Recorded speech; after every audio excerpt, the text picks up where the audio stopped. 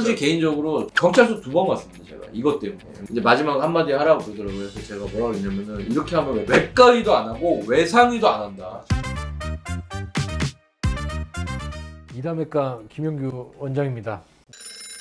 이거 요번에 있었던 그 사건도 골든타임이라는 게 있잖아요. 보니까 그 용인 쪽에서 사고가 났더라고요. 근데 이게 자정이에요, 보니까. 자정이면은 안 막히잖아요. 안 막히니까 대부분 경기도 1시간 내에서 1시간 반이면 다 갈 수 있는데 용인 쪽 병원 가서 보니까 못하겠다. 이렇게 된 거예요. 그 병원은 그런 대학병원이 아니라 이제 2차 종합병원인데 별거 아닌 줄 알았겠죠. 별거 아닌 줄 알았는데 그래가지고 의정부 성모병원이 권역이거든요. 제가 의정부 성모병원에 있었거든요. 정말 진짜 정글입니다. 저기 진짜 정말 장난 아닌데 거기다 뭐 해주겠다 그래서 바로 간 거예요. 가다가 이제 심정지가 발생한 거고 대부분 이렇게 심정지가 발생한 분들은 저혈량성 쇼크예요. 아주 심플하게 피가 나갔어요. 피가 나가갖고 돌피가 없어요. 그러면은 피를 다시 주더라도 응고가 안 돼요. 응고 자격이 없기 때문에 보통 이렇게 사망을 하게 됩니다. 실제로 저는 그런 환자 많이 뵀고요. 제 경험상 피를 주면 살지 않을까 하는데 골드타임 지나가면은 응고장애가 오기 때문에 아무리 피를 줘도 그냥 피가 안 멈춥니다. 쭉쭉 피가 다 나요. 지금 보면은 저렇게 병원에 여러 군데 가셨는데 다 이제 이유가 있어요.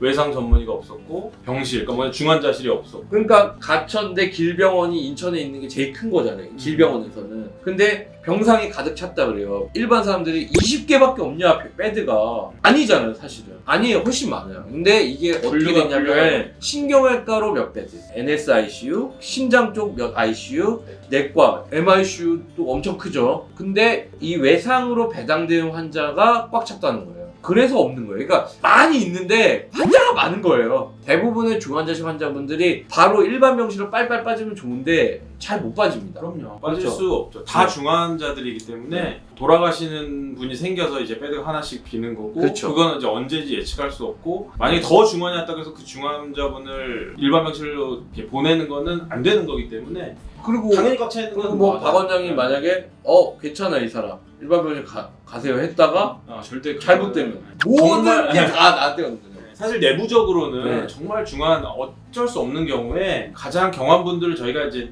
해놓고는 있죠. 네. 물론 내일 나가셔도 되는 분을 하루 정도 네. 이제 조금 땡겨. 근데 그게 유리적 문제가 있기 때문에 그거는 그렇게는 이제 쉽지 않습니다. 그래서, 네. 그래서 저렇게 이제 가득 찼다는 맞아요. 얘기가 이제 나오는 거고. 그런 것도 있고 네. 이런 것도 있어요. 많아요. 뭐냐면은 임종이 얼마 안 남거나 그 치료에서 또 가족들도 의지가 없어요. 근데 한 분이 그래도 나는 이거 포기 못한다 이런 분도 있고 아니면은 뭐 누군가 어디서 오고 있다 그때까지 좀 버텨달라 이런 게 되게 많아요. 사연이. 그래서 사실 배드를 만들기가 어렵습니다. 배드가 비우기가. 그래서 한림대 성심병원도 배드가 없다 그러고 또 하나 이런 거는 뭐냐 환자가 위중하다고 얘기를 드리니까 판단해서 배드가 있지만 우리까지 오면은 골든타임 놓칠 것 같으니까 딴 병원 가세요 이런 거예요. 이런 것도 많이 있죠. 이 문제를 네. 어떻게 해결해야 될지 제가 뭐 잘 모르겠는데 맞아요. 확실한 거는 의료가 전반적으로 요 몇 년 사이에 굉장한 위기로 빠져 들어가는 것 같아서 바닥을 찍어야 다시 올라갈 수 있을 것 같은 그런 생각까지 위기감이 들어요 저는. 그리고 하나 확실히 이거 짚고 넘어가야 될 게 이제 요 일반 분들은 배드가 있는데 구라치는 거 아니냐 니네 받기 싫으니까. 근데 이게 기록이 다 남자 국가에 다 들어갑니다 이게. 그래서 만약에 우리가 있는데 없다고 하잖아요. 그럼 나중에 보조금이 엄청 탈락하거나 페널티가 엄청 들어와요. 그러니까 그거는 안 되게 돼 있어요. 저도 예전에 뭐 했냐면 맹장 수술을 하는데 6시간인가 안에 수술까지 가면 5만 원인가를 줬어요. 나라에서. 근데 한 달 수술하면 꽤 많이 했거든요. 그러면 이제 우리가 다 한 달에서 그거 내달라고 병원에서 와요. 그거 내주세요 그러면은 한 명도 없어요. 6시간 다 넘어가요. 그러니까 6시간 안에 수술하려면 엄청나게 빨리 해야 돼요. 환자분들 봤을 때 6시간 하면은 막 느리잖아요. 근데 일단 오면은 CT 찍어야 되고 CT 찍고 판독 나와야 되고 바로 응급수술 잡혀도 뭐 한두 시간에 잡히는데 맹장 수술 같은 경우는 무조건 밀립니다. 그래서 돈을 받을 수 있는 게 하나도 없었어요. 그러니까 뭐 법적으로도 사실 지금 저런 문제가 예전에는 네. 환자분들을 사실 좀 받았어요. 좀 받았는데 지금은 이 응급실에서 환자가 들어와서 네. 병실로 이동하던 그 환자를 어떻게든 응급실에서 이제 6시간을 못하면 페널티를 주고 맞아. 물론 그 좋은 방향이지만 이 다른 의사의 어떤 그런 저변이 확대가 안 돼 있는 맞아. 상황에서 이런 법이 이렇게 되면 저도 힘든 거예요. 힘든 거예요, 솔직히 개인적으로 경찰서 2번 갔습니다 제가 이것 때문에. 있어요. 한 분은 낙상인데 건설 현장에서 9m에서 떨어져가지고 배가 완전 장이랑 혈관 다 터져가지고 제가 수술을 했는데 결국 사망을 했어요. 그 케이스랑 한 분은 스님이셨어요. 스님 이제 산에서 사시는 분인데 통나무가 이렇게 와가지고 배를 팍 쳐가지고 날아갔는데 장이 다 장파열로 수술을 했는데 사망을 두 분 했습니다. 그래서 외상으로 와서 노력을 했지만 사망을 했는데 나도 열심히 했습니다. 이게 아니라 바로 부검에 들어가가지고 제가 경찰서 출두했습니다. 검사가 이제 나오라고 해가지고. 왜냐면 그 사망이 너가 좀 더 하면 살릴 수 있지 않았냐. 이걸 누가 하겠어요, 그러면은. 이런 식으로 하는 거예요. 그래가지고 제가 그때 마지막 그 경찰서를 가가지고 이제 마지막 한마디 하라고 그러더라고요. 그래서 제가 뭐라 그랬냐면은 이렇게 하면 외과의도 안 하고 외상의도 안 한다. 왜냐면은 교통사고가 나오거나 이러면은 막말로 이거야. 교통사고를 내가 냈어요. 박 원장님 박았다고요. 근데 박 원장님 내가 봤을 때는 박 원장님 멀쩡해. 내가 별로 안 심해. 죽었어 근데. 그럼 나는 교통사고 법이 내가 가중처벌을 받아요. 그러면은 내가 이 사람한테 걸 수밖에 없어요. 너가 제대로 나태하게 한 거 아니냐. 왜냐면 내 과실도 있기 때문에 결국은 이게 엄청 첨예하게 대립합니다. 그 요거를 이제 어떻게 크게 보면은 이대 목동병원 그 사건도 네. 사실 마찬가지예요. 의사들이 어쨌든 쥐어짜고 있는 상황에서 네. 그걸 다 처리를 못하는 상황을 우리가 이제 버티고 있었던 거죠. 이거를 참고 하는 거잖아요. 이렇게 골마 터지는 상황이 네. 그러니까 온 거다. 이거를 그래서 의사들이 외과 의사들이 힘드니까 좀 봐줘라 사망에도 봐줘 이 얘기가 아니에요. 제 말은 그게 아니라 이런 식으로 하니까 없는 거예요. 없는 거에 대해서 솔직히 냉정하게 얘기하면 안 합니다. 그거 돈도 안 되고요. 솔직히 말해서 이혼당한 선생님들도 엄청 많아요. 집에 못 가거든요. 삶이 사는 게 아니에요. 왜냐면 밑에 후배들이 계속 들어와 줘야 자기도 여유가 생기는데 대부분 단신부임이 많고요.